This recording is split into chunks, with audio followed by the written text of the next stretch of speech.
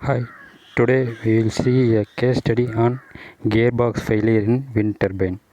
So myself Chandrasekhar, SNS College of Engineering. So before entering into the case study, first we need to know what is wind turbine.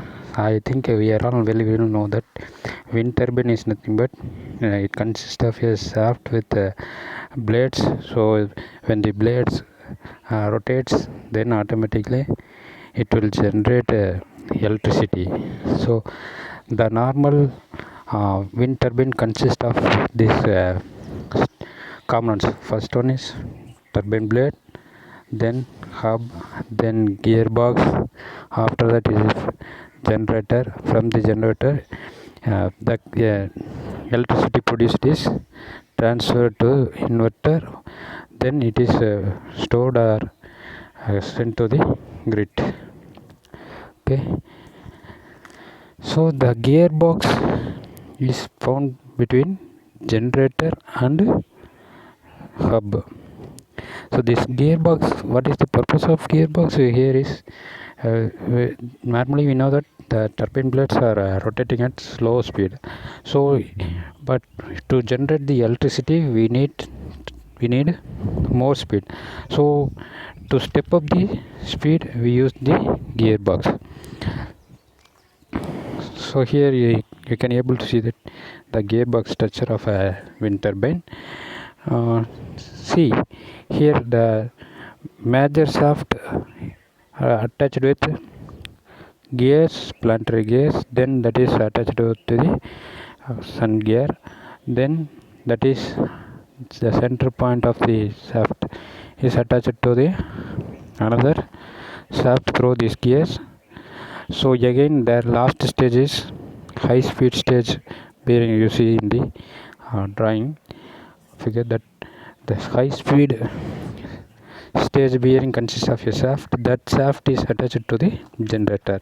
So when the shaft front side of the shaft is rotated at slow speed, then the final stage, that is high speed stage shaft, rotated high speed. Okay, here the case is gearbox in wind turbines more than those in any other application tend to fail prematurely. That means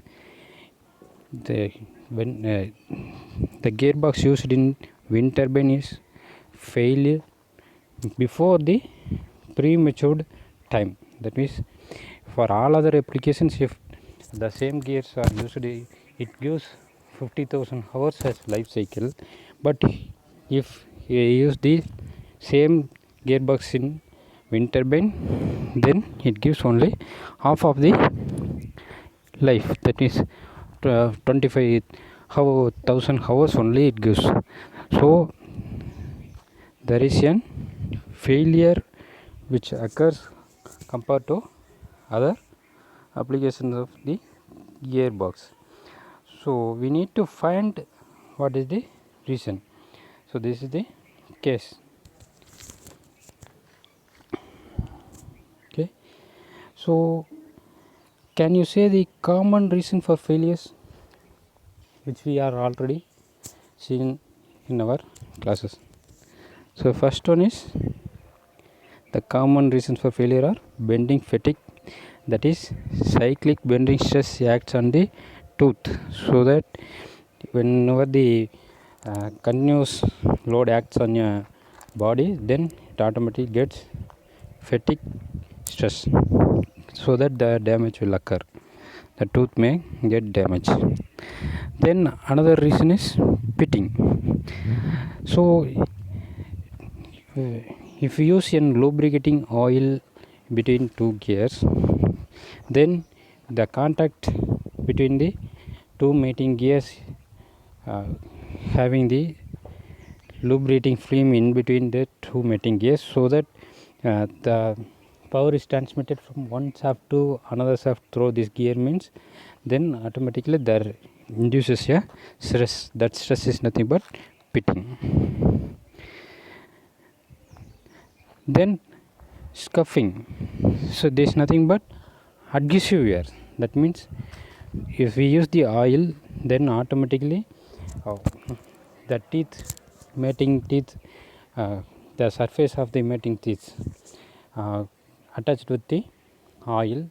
So if the two mating teeth gets engaged and disengaged at that time, the what is that oil film attached with the teeth, which makes the or which pulls the teeth, so that the stress induce. Okay, then wear. So it is normally know that whenever the two bodies are in contact, comes in contact, then automatically it will get wear out after some time. So these are the common reasons we all know for the gearbox failure. But in this case, I already told that wind turbine gears are having lesser life compared to all other applications which you are using gearbox. So there should be a specific reason. That's why the wind turbine blades the wind turbine gearbox having very less lifetime. So here you see that in all applications the gears are designed with withstanding the above set failure. So for withstanding all or for a particular application, we design the gears based on the by comparing or analyzing the various stresses that we are know, that is bending stress, fatigue, then scuffing, wear. So to avoid all these things, we form or we design the gearbox. But gearbox in wind turbines, more than those in any other application, tend to fail prematurely. That already I told. So there should be a specific reason to be there. So what will be the reason? So after continuous examine, the reason for failure is find it out. That is, the reason is grind tempering. An overheating of gears during grinding caused by incorrect grinding parameters or inadequate coolant. So while producing the gear, if the gears are gearing grinding parameters are not properly monitored, then it will manufacture or it will gives the grinding temper in the gear tooth. So what is it means? When the temperature rises above the gear material's temperature during grinding, it reduces the gear's hardness and strength. So automatically, when the temperature is above the gear materials tempering temperature, then automatically what will happen? It loses its strength and hardness. So this is the major problem that they find out after continuous examination. So this is the reason for gearbox failure in wind turbine. Okay. So how to avoid that solution means?